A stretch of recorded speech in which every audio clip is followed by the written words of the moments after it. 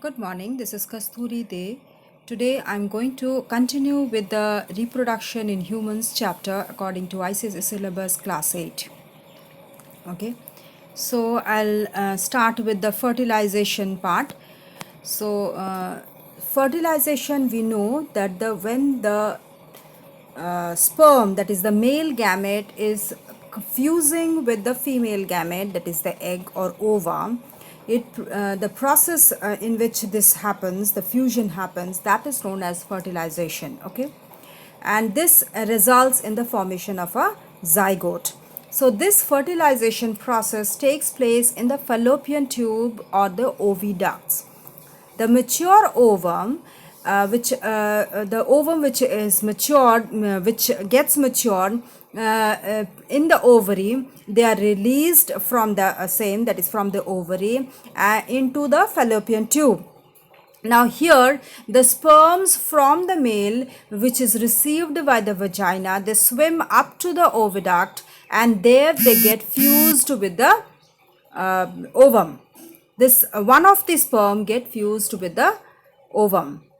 Okay, this fusion of the ovum, of a single ovum with a single sperm, that is known as fertilization, and that results in the formation of a zygote. I told you. Now this zygote, as it results from the fusion of the sex cells from the father and the mother, it has the chromosomes and genes of both of them, both the father and the mother. And after fertilization, the zygote moves from the fallopian tube to the uterus. Okay, and there it gets implanted for further development. Okay, and this process, that is from the movement of the zygote from the oviduct to the uterus and getting implanted there for further development, is known as implantation. Okay, this process is known as implantation. Next, we come to see now the egg has been fertilized, it has been implanted to the uterus, and now the development of the zygote starts. Okay, so the formation, what is the development of the zygote? It is the formation of an individual from the zygote. That is, zygote is now a single cell. Okay, the fusion of this egg and the sperm, it forms a zygote, and now this zygote starts multiplying to form by further cell divisions, forming different types of organs. Further, large number of cells, it will becoming multicellular, and then it starts forming the different types of tissues, then organs, then organ systems, and then it starts growing into a new individual. Now this process is known as development. In humans, the zygote undergoes continuous cell division and forming a ball of cells. Okay, the ball gets implanted in the uterine wall for further development. The implanted ball of cells undergoes many cell division, changing their size, shape, and function to become different types of cells like nerve cells, blood cells, etc.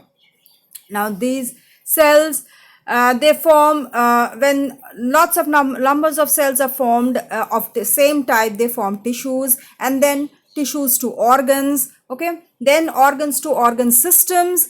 So this continues till it grows to a new individual. Now from the third week of the pregnancy, see, when the zygote has been implanted, when the fusion has occurred, that is when the this sperm cell fusing with the ovum, that is fertilization has taken place. This results in the formation of a zygote, and this term, okay, when the fusion has occurred, this from that time, the pregnancy term starts.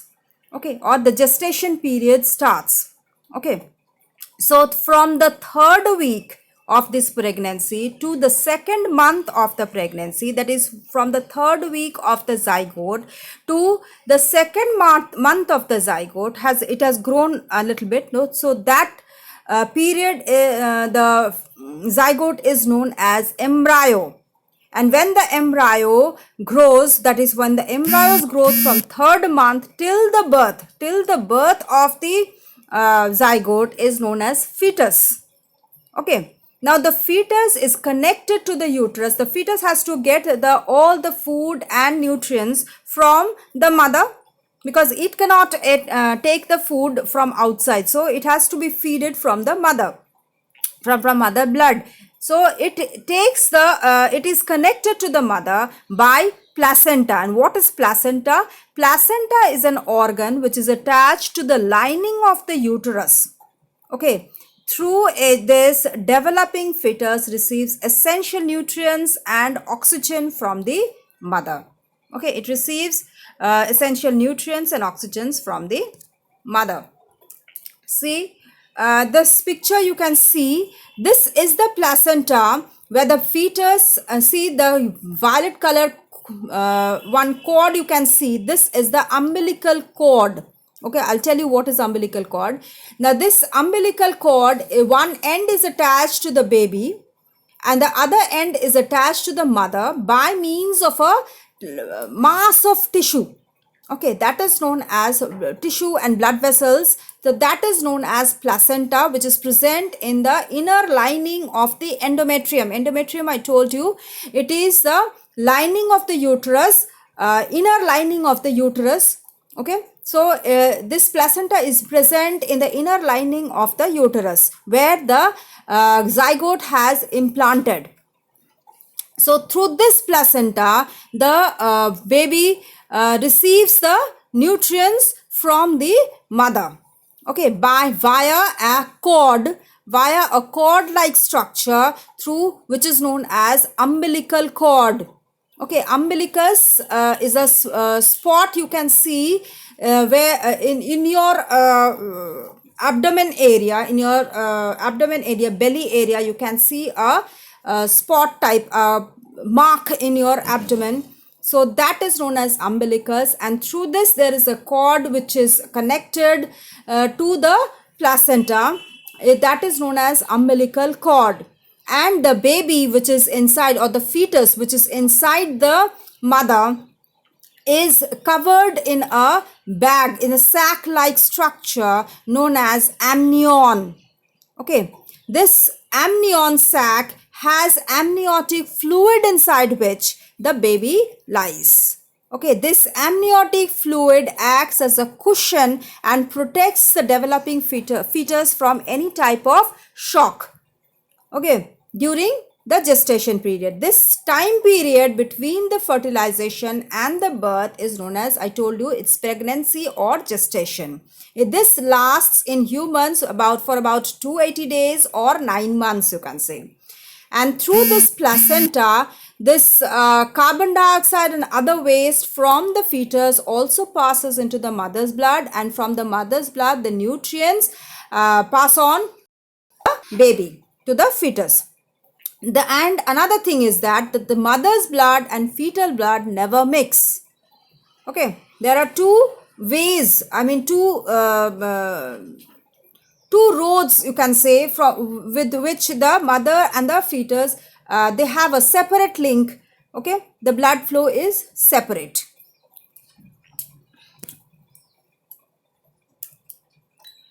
Next is growth and development in humans. A newborn baby's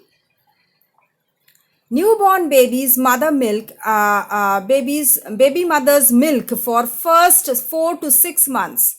Okay, a newborn baby, it feeds on the mother's milk. A newborn baby, it feeds on the mother's milk for the first 4 to 6 months.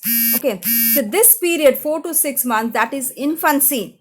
Infant, you can say, the baby is known as an infant when the baby feeds on the mother's milk, that is for 4 to 6 months.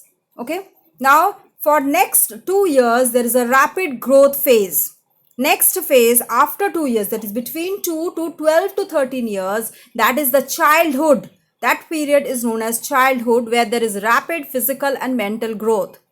Then comes after 30, from 12 to 13 years, there comes an adolescence period when, and then this lasts for about 18 years, till 18 years.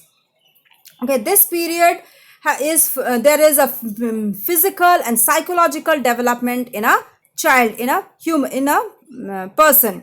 Then comes after 18 years, the person grows into an adult. That comes the adulthood. Here they learn to adjust better socially and emotionally, able to take responsibilities. Okay, then after certain age, that is so after the youth age covers completes, there comes the old age. When there's certain age, the body of an adult becomes weak, and then this is the old age, when the body of an adult becomes weak and slow. Their skin develops folds and wrinkles. They complete the responsibilities, and they are free to relax and enjoy life. Okay, so this completes a human development. Okay, after that what happens? You know that the eternal truth comes, that is death. So these are the different stages of life after from the reproduction, from one cell to different cells, multiple cells, it becomes, and to become, it becomes adult and then old. So this is the stages of life in a human being, and this is the reproduction, how it happens in the human beings. So this is the end of the chapter. Please go through this. If you have any doubt regarding this chapter, any question answers you want to know, I'll discuss all the objectives and detailed questions in the next videos, in the next few videos. So if you have any doubt, please do write in the comment box, and you can also write in my email ID. If you like the video, press the like button so that I can produce you some more enthusiastic videos for you, and that can help you in your studies. You can also give suggestions to improve my videos, and also if you are a new viewer to my channel or not subscribed yet, please do subscribe to get the notification of my next video. Thank you.